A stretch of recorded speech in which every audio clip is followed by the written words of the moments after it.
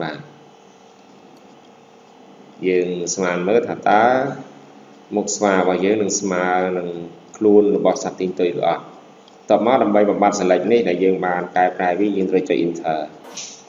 បាទចុច enter បានហើយអ្នកនរគ្នាត្រូវបដូរ opacity មកលេខ100វិញបាទ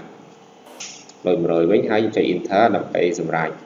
បន្ទាប់មកយើងត្រូវធ្វើការកាត់បាទកាត់ឲ្យមានរាងក្បាលស្វាដើម្បីឲ្យស្អាត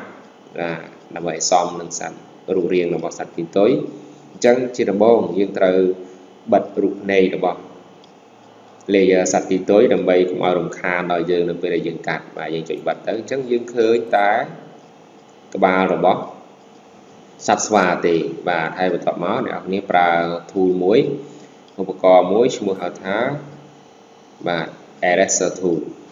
នៅក្នុង eraser tool អ្នកនរត្រូវជ្រើសរើសយកលក្ខណៈច្បាស់បាទហាមយកព្រិលបែបនេះបាទអត់យកទេអញ្ចឹងអ្នកនរត្រូវជ្រើសរើសយកលក្ខណៈច្បាស់បាទគឺ hard round អញ្ចឹងនៅពេលដែលយើងយក hard round ហើយយើងត្រូវចុចមកឆ្វេង2ដងបាទយក hard round ហើយយើងចាប់ផ្ដើមកាត់បាទកាត់តាមនឹងមកហើយយើងអាចកាត់កាន់មកឆ្វេងឲ្យជាប់ហើយយើងអាចកាត់បាទបែបនេះរុញទៅតែម្ដងបាទរុញកាត់មកបាទហើយយើងអាចកោងតាមម៉ូដរបស់គេបាទដើម្បីឲ្យយើងមើលទៅដូចជាសត្វស្អាតដែលយើងបានកាត់ហើយបាទហើយយើងអាចលុបនឹងគេគៀននេះបានលោកបានលុបចោលដោយសារយើងមិនត្រូវកាត់ទេយើងយកត្រឹមតែរង្វង់មុខស្វាតែប៉ុណ្ណោះបាទបានប៉ុណ្្នឹងហើយបន្ទាប់មកអ្នកទាំងអស់គ្នាត្រូវដាក់រូបភ្នែករបស់សត្វទីងទុយវិញដើម្បីឲ្យយើងមើលឃើញបាទដាក់រូបភ្នែកវិញបែបនេះហើយយើងបដូរ opacity កន្លែងគុណភាពរបស់ layer រូបភាពមក70ដដែលឬក៏បាទឬក៏80 70ហើយដើម្បីយើងរំកិលយើងត្រូវឈរនៅលើ layer រូបក្បាលស្វាដើម្បីរំកិលក្បាលស្វាហើយយើងត្រូវចុចលើ layer move tool បាទ move tool នេះ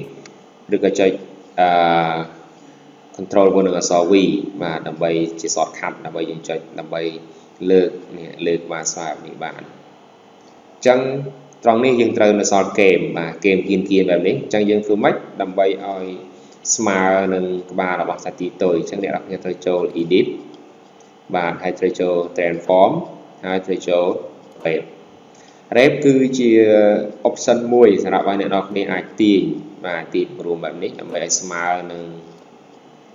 ក្បាលរបស់សត្វទីងទុយអាចទាញចេញទៅវិញបើសិនជាវាលើសពេកបាទយើងអាចទាញបែបនេះមកបាទអញ្ចឹងយើងអាចសេរីបានព្រោះ rep យើងអាចទាញបានគ្រប់ជ្រុងទាំងអស់